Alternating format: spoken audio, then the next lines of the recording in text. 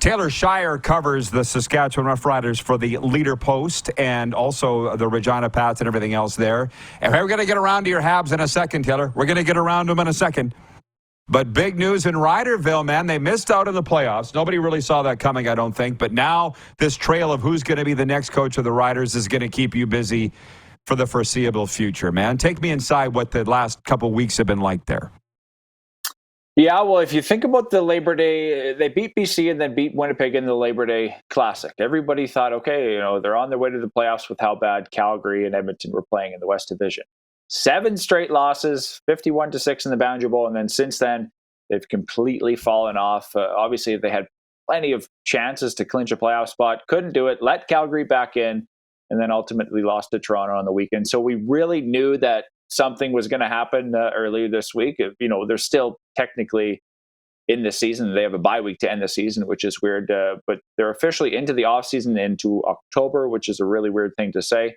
It's usually at least early November. But we knew something was going to happen earlier this week.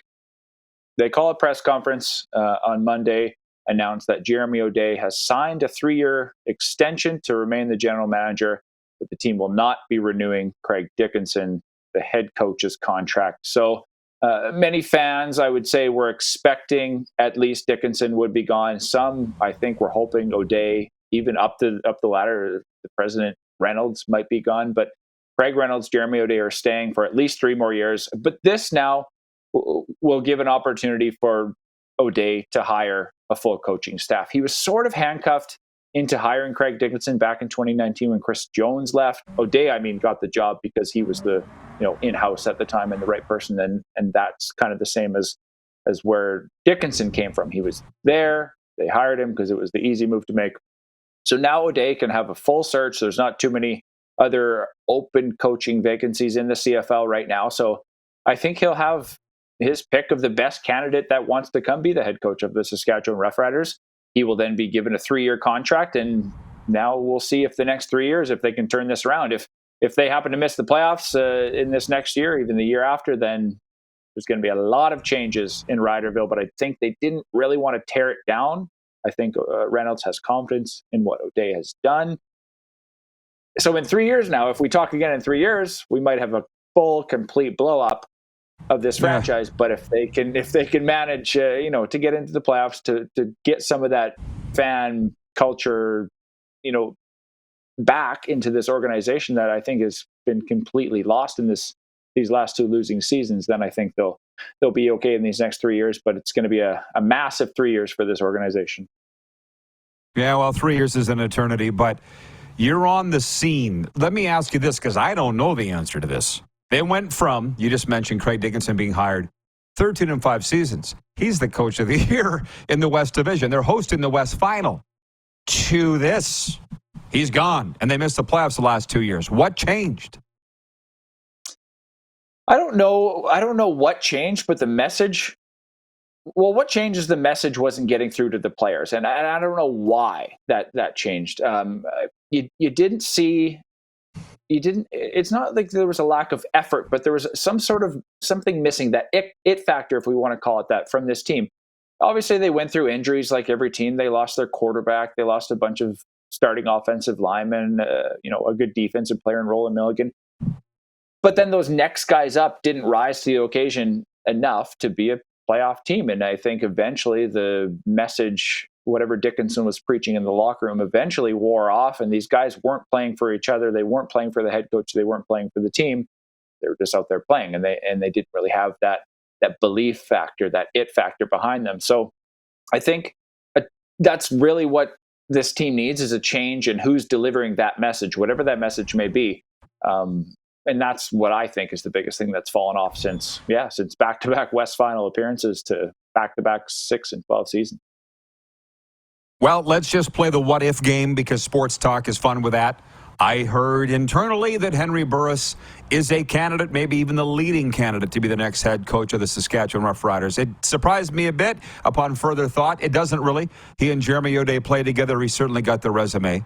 Could he just save the Riders, turn them around just with the way Henry is? You've been around him. What do you think? I don't know. Are you talking the fan base or the team? Because that's 2 different things. The team. The team. He could do it all. Because that's something Jeremy O'Day needs to do is re-engage this fan base that I think has been lost. I think they're losing more fans than they're gaining right now. And that's certainly not a good thing for this organization. So I think he needs to hire a name that will excite the fans. So that means somebody who has experience, somebody who's been there, somebody, maybe not a recycled head coach, if you want to call it that, but maybe a new guy that can sort of sell some hope to this franchise and reinvigorate this team. So if it's a guy like Henry Burris, I've seen Kerry Joseph's name thrown out there. Scott Milanovich is maybe the best guy that could be available in terms of CFL experience. So there's going to be an exciting name. I don't know who it'll be yet. I haven't done enough digging yet, but I think that's what's needed for the fan base and for the team is that guy who's going to come in and be that ultimate leader, deliver that message, and not only get buy-in from the team, but from the fans as well. Can you make it real quick on two topics, the Regina Pats and the Montreal Canadiens? Interestingly enough, they were linked back in the day, about 50, 60 years ago. But let's start on the Regina Pats. They're not first place in the division anymore, but they're up there. What's going on with God's team? Yeah, they're, I would say, exceeding expectations to start the season. They're certainly looking good so far. They have a tough weekend ahead. They have Saskatoon and Prince George this weekend, who are the number 3 and 4 ranked teams in the country. So I think this will be a big measuring stick game for them, or measuring stick games for them this weekend, as they play two of the top teams in the country. But they've got a lot of buy-in from a lot of players. They're playing the right way. Borja Vallis, Tanner Howe. They got 3 20-year-old defensemen now after starting the season with only one. So I think they've already improved their roster. General Manager Alan Miller has already, made the moves necessary to improve this roster earlier in the season. So I don't think they're going to finish first or even in the top 3 of the conference, but I think they've done enough already to solidify themselves to be a playoff contender at least. Montreal Canadiens 3-2 following a win in Buffalo last night, and they're home to New Jersey tonight in this frozen frenzy in the NHL. Where are you on your favorite team, the one that I see right over your shoulder there?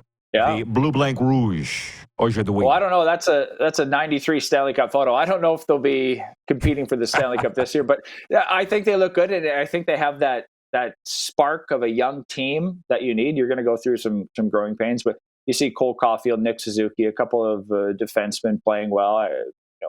Tough injury to Caden Gooley, but this team, I think, unlike the Riders, which I don't think the Riders can go through a full rebuild right now. I think the Habs are just slowly rebuilding and retooling and getting these young guys experience. They're buying into what Martin St. Louis is preaching, and I think it's just going to be a matter of time before this team is near the top of the Eastern Conference standings year after year after year. And I don't necessarily think it'll be this year. They might squeak into the playoffs. Who knows?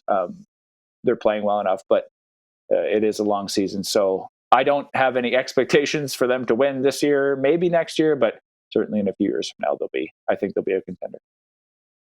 As always, a wonderful report. Taylor, thanks for this, and enjoy the hockey. All right. Appreciate it, Roddy. Talk to you soon. Taylor Shire of the Regina Leader Post.